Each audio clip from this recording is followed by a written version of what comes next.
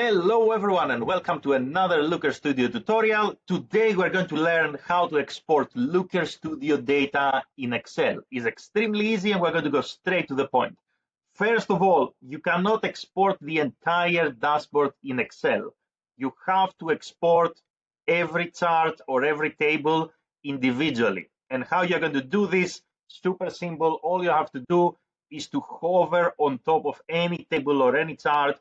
You're going to find here three dots and you're going to see a node that says more. You're going to click here. You're going to say export, and you can export in either CSV or CSV Excel, and you are going to click on export, and that's it. Now you can see here that we downloaded the Excel file of this table. Now you can do this for everything that is part of your Looker Studio dashboard individually. So you can go to every chart, you can click more, export, you're going to select Excel, you are going to export. Again, there is no way to download the entire report as an Excel sheet.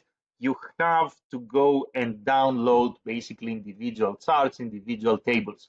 And that's the reason why you have to structure your report in a way that makes it easier for you to download the data that you need quickly and easily.